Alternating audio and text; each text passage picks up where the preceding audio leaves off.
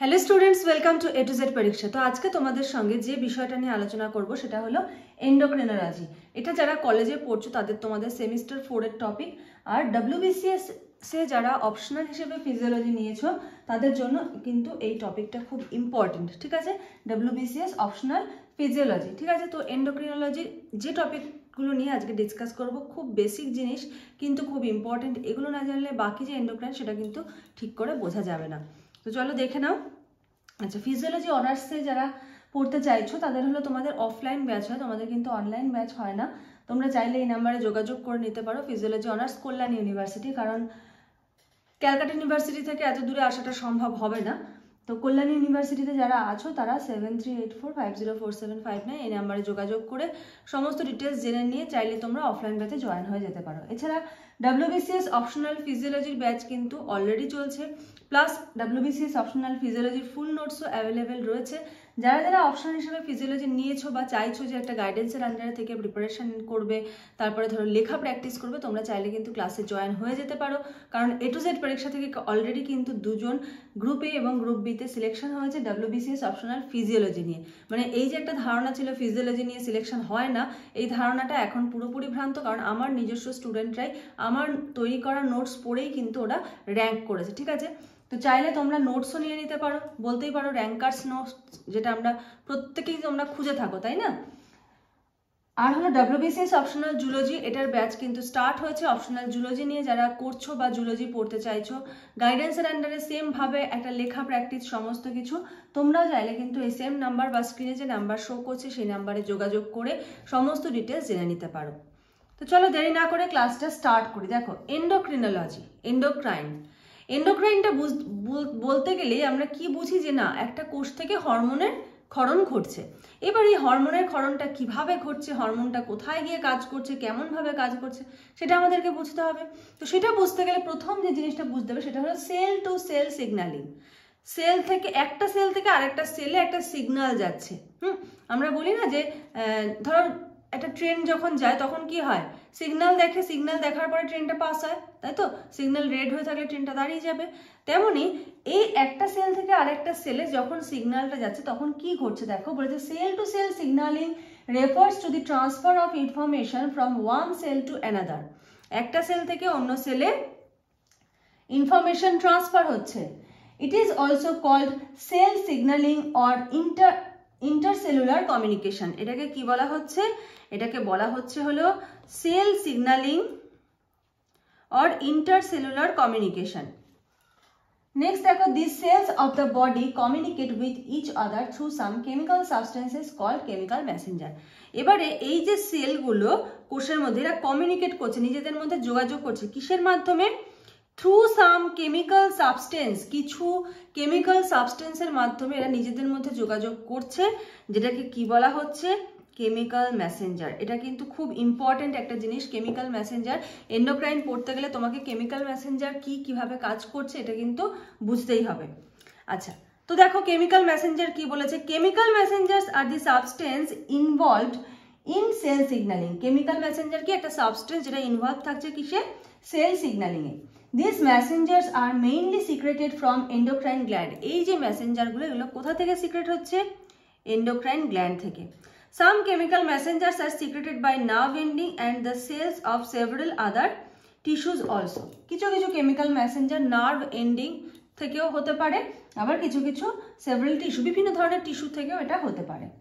All these chemical messengers carry the message signal from the signaling cell to controlling cell to the target cell. তাহলে signalling sell বা যেখান থেকে secret হচ্ছে সেই জায়গা থেকে কোথায় যাচ্ছে? টার্গেট সেল, মানে যেই সেলে গিয়ে সেটা কাজ করবে, ঠিক আছে? ধরো আমি কাউকে আমার বাড়ির থেকে পাঠালাম, আমার ধরো ছোট ভাইকে পাঠালাম যে তুই বাজারে যা, গিয়ে এই কাজটা করে নিয়ে আয়, ঠিক আছে?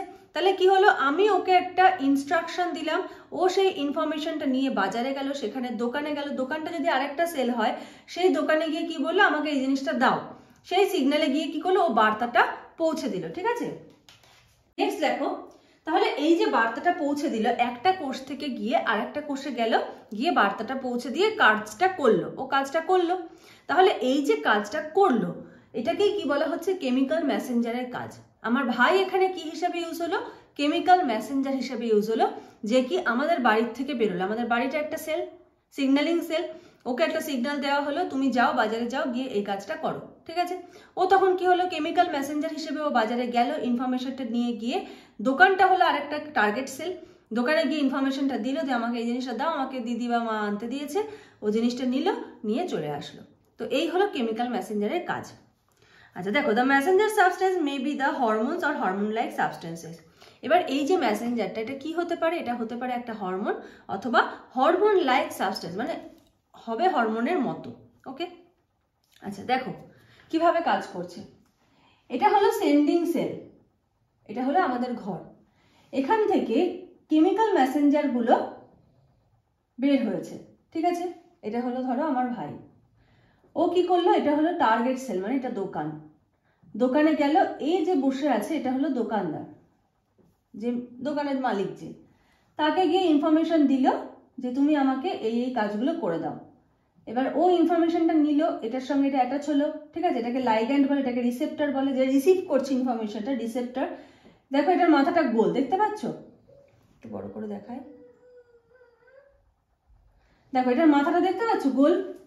তাহলে এই গোলটা কি হচ্ছে, এখানে গিয়ে বাইন্ড করলো, করার পরে এটা একটা রেসপন্স দিল, মানে যে কাজটা তাকে করতে বলা হয়েছে কাজটা দিল। এবার এই সিঙ্গেল মেসেঞ্জার গুলো কিন্তু নন টার্গেট সেল, যে এখানে গিয়ে কিন্তু কোনো রকম কাজ করছে না, ঠিক আছে।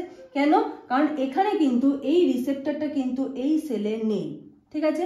এই রিসেপ্টরটা এই সেলে কিন্তু নেই, বোঝা গেছে। দেখো আরেকটা ছবিতে দেখো, এখানে এটা হলো সিক্রেটারি সেল, এ সিক্রেট করছে কি কেমিক্যাল মেসেঞ্জার। এবার কেমিক্যাল মেসেঞ্জারটা সাইজ কেমন দেখো, স্কোয়ার।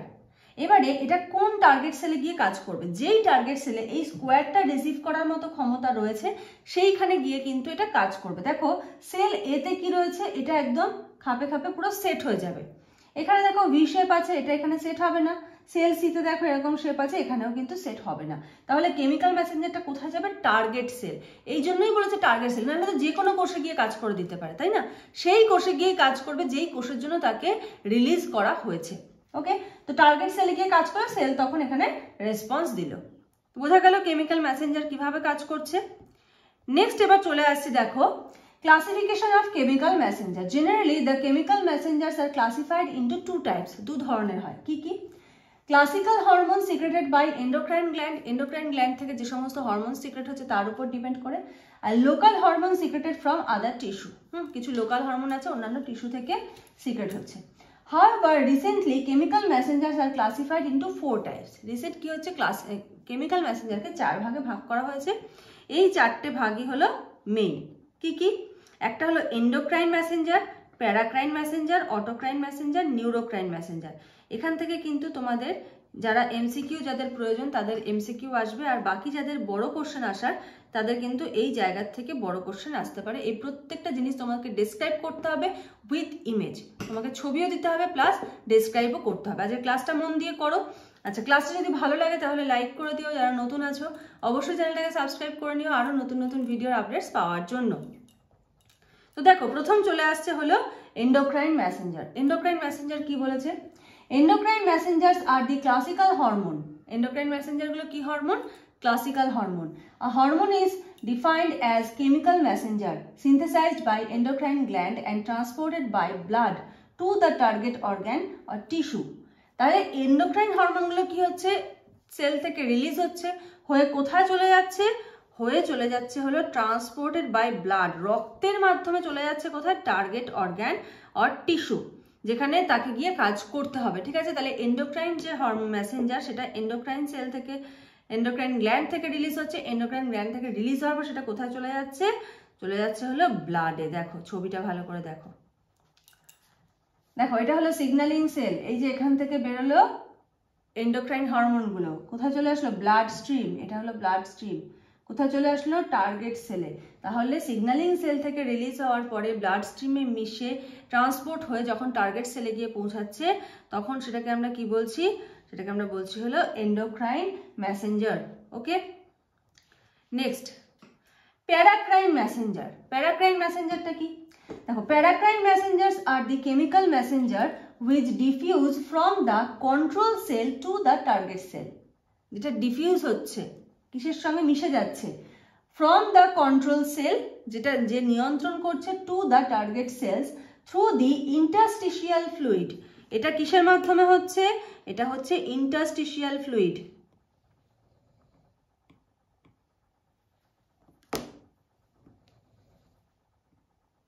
ঠিক আছে, কন্ট্রোল সেল আর টার্গেট সেলের মধ্যে কিসের মাধ্যমে হচ্ছে? Interstitial fluid. Some of this substances directly enter the neighbouring target cell through gap junction. এবার কিছু কিছু সাবস্টেন্স এখানে থাকে যারা কি নেইবারিং, মানে পাশাপাশি কোনো কোষের সঙ্গে এটা টার্গেট রয়েছে আর কি। ধরো আমার পাশের বাড়িতে আমার গিয়ে কাজটা করতে হবে, হ্যাঁ, বা আমার কোনো একদম পাশেই রয়েছে, তার কাছে গিয়ে আমার কাজটা করতে হবে। বা ফ্ল্যাটে দেখা যায় কি জানলা দিয়ে বা ব্যালকনি থেকে ব্যালকনিতে কোনো কিছু কথা বললো, ঠিক আছে, এরকম একটা ব্যাপার আর কি। তো এটা কিসের মাধ্যমে হচ্ছে? এটা হলো গ্যাপ জাংশনের মাধ্যমে হচ্ছে। Substances are also called local hormone. এই ধরনের সাবস্টেন্সকে কি বলা হচ্ছে? Local hormones. ওকে, তাহলে দেখো প্যারাক্রাইনের ছবিটা দেখো। দেখো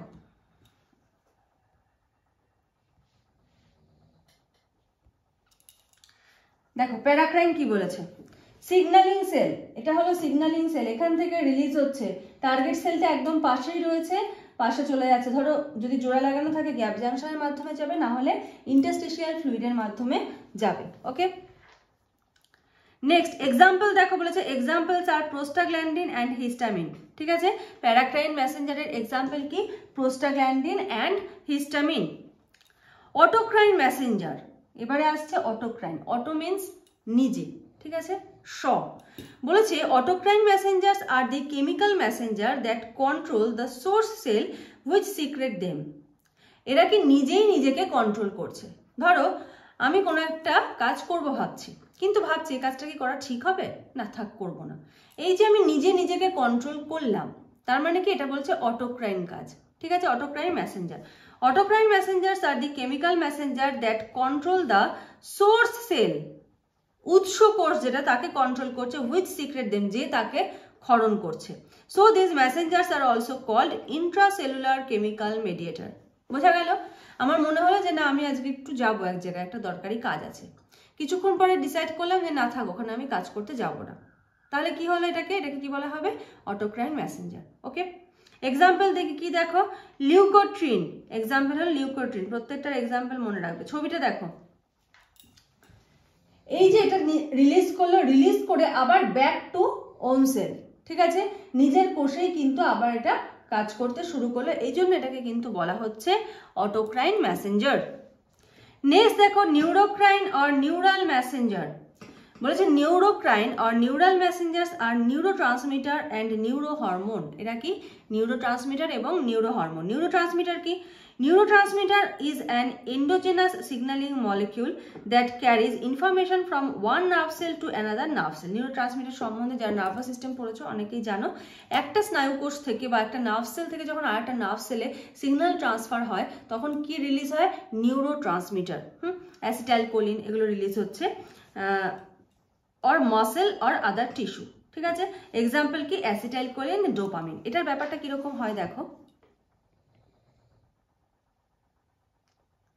এটা যদি একটা নার্ভ এন্ডিং হয় আর এটা যদি আরেকটা নার্ভ এন্ডিং হয়, তাহলে এখান থেকে যখন সিগন্যালটা এই স্নায়ু দিয়ে এটার মধ্যে চলে আসবে, কিসের মাধ্যমে আসবে? এখানে কিছু থলি থাকে, ঠিক আছে, থলির মধ্যে কি থাকে? এরকম নিউরোট্রান্সমিটার থাকে, যেগুলো কি হয়, কিছু প্রসেস হয়, হওয়ার ফলে এরকম ভাবে রিলিজ হয়ে যায়। ঠিক আছে, এগুলোকে কি বলে? এগুলোকে বলে হলো নিউরো ট্রান্সমিটার। এবার এই নিউরো ট্রান্সমিটারগুলো কি করছে? সিগন্যালটাকে এই পরবর্তী যে সেলটা রয়েছে সেই সেলে কিন্তু নিয়ে চলে আসছে। ঠিক আছে, আর এই যে ঘটনাটা, এটাকে কি বলা হচ্ছে? এটাকে বলা হচ্ছে হলো সাইন্যাপস। ঠিক আছে, এই সেকশনটাকে কি বলা হয়? যখন দুটো নার্ভের যে সংযোগ স্থল, ঠিক আছে, তাকে বলা হচ্ছে হলো সাইন্যাপস। তো এটা হলো নিউরোট্রান্সমিটারের কাজ। এবার এখানে আরেকটা নার্ভ না থেকে এখানে থাকতে পারে আরেকটা মাসেল। ঠিক আছে, স্নায়ুর জায়গায় এখানে কিন্তু মাসেলও থাকতে পারে, মানে স্নায়ুর মাধ্যমে পেশিতে যে উদ্দীপনা যাচ্ছে, মাসেলে যে উদ্দীপনাটা বা স্টিমুলেশনটা যাচ্ছে। নেক্সট আসছে নিউরো হরমোন। এখানে আমরা কি কি দেখলাম, নিউরো হরমোন আর নিউরো ট্রান্সমিটার বলা হয়ে গেল। এবারে আসছে হলো নিউরো হরমোন। নিউরো হরমোন দেখো কি বলেছে, neuro hormone is a chemical substance that is released by nerve cell directly into blood and transported to the distant target cell. Neuro হরমোনটাকে একটা কেমিক্যাল সাবস্টেন্স, এটা কোথা থেকে রিলিজ হচ্ছে, নার্ভ সেল থেকে রিলিজ হচ্ছে ডাইরেক্টলি, রিলিজ হওয়ার পরে কোথায় চলে যাচ্ছে, ব্লাডে চলে যাচ্ছে, এবং তারপর ট্রান্সপোর্ট হয়ে কোথায় চলে যাচ্ছে, ডিস্ট্যান্ট টার্গেট সেল, মানে দূরবর্তী কোনো টার্গেট সেলে চলে যাচ্ছে। এক্সাম্পল যদি আমরা বলি, দেখো হাইপোথ্যালামাস,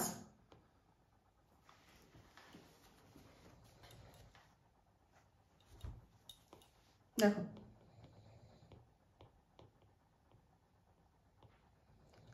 হাইপোথ্যালামাস থেকে কি রিলিজ হচ্ছে, ADH, anti ডাইইউরেটিক hormone.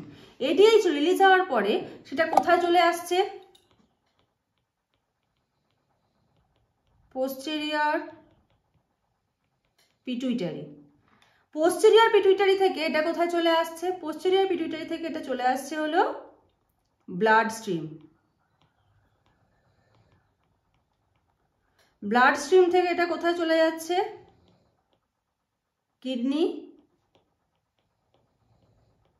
Nephron, distal convoluted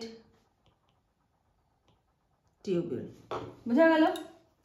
nerve cell থেকে এটা কোথায় চলে যাচ্ছে, ডিস্টাল কনভলিউটেড টিউবিউল। ওকে, তাহলে ব্যাপারটা কি হলো, হাইপোথ্যালামাস থেকে এডিএইচ অ্যান্টি ডাইইউরেটিক হরমোন রিলিজ হলো, কোথায় চলে আসলো, পশ্চাৎ পিটুইটারি বা পোস্টেরিয়র পিটুইটারি, সেখান থেকে ব্লাড স্ট্রিমের মাধ্যমে কোথায় চলে গেল, কিডনি। তাহলে ভাবো কোথায় হাইপোথ্যালামাস, কোথায় পিটুইটারি রয়েছে, সেখান থেকে কোথায় চলে গেল, কিডনিতে, ডিস্ট্যান্ট টার্গেট সেলে চলে গেল, সেখানে নেফ্রন থেকে ডিস্টাল কনভলিউটেড টিউবিউলে চলে গেল, এবং তারপরে গিয়ে সেখানে তার ফাংশন করবে। ফাংশনটা কি, ওয়াটার রিঅ্যাবজর্পশন। কাজটা কি, ওয়াটার রিঅ্যাবজর্পশন হলো এটার কাজ। তাহলে দেখো এখানে আরেকটা এক্সাম্পল কি বলেছে, examples are oxytocin, anti diuretic hormone, already আমি এটা বললাম, ঠিক আছে, and hypothalamic releasing hormone. Hypothalamic releasing hormone মানে কি, ধরো জিএনআরএইচ, হ্যাঁ, যে হরমোনগুলো পিটুইটারি থেকে কোনো হরমোনের সিক্রেট হবে না, কম হবে না, বেশি হবে, এই ব্যাপারগুলো কন্ট্রোল করছে। Some of the chemical mediator act as more than one type of chemical messenger. For example, noradrenaline and dopamine function as classical hormone as well as neurotransmitter. তাহলে কিছু কিছু কি থাকছে, দুটো ভাবেই কাজ করছে, নিউরো হরমোন হিসেবেও কাজ করছে আর হলো নিউরো ট্রান্সমিটার হিসেবেও কাজ করছে। এক্সাম্পল কি, noradrenaline R dopamine. Similarly, histamine acts as neurotransmitter and paracrine messenger. Histamine আবার কি, নিউরোট্রান্সমিটার এবং প্যারাক্রাইন মেসেঞ্জার হিসেবে কাজ করছে। তাহলে এই জায়গাটা থেকে কিন্তু অনেকগুলো এমসিকিউ আছে যে কোনটা কি হিসেবে কাজ করে। তো আশা করি এন্ডোক্রাইনের এই টপিকগুলো বুঝতে পেরেছো, খুব ভালো করে তৈরি করে নাও, কারণ এন্ডোক্রাইনের বাকি যে কোন কোষ থেকে কি রিলিজ হচ্ছে, রিলিজ হয়ে কিভাবে কাজ করছে, এই জিনিসগুলো বুঝতে গেলে কি এই জিনিসটা বোঝা কিন্তু একান্তই দরকার। তো আজকের মতো ভিডিওটা এখানে শেষ করছি, নেক্সট ভিডিওতে আবার তোমাদের সঙ্গে দেখা হবে, কথা হবে। আজকের মতো এইটুকুই, থ্যাংক ইউ।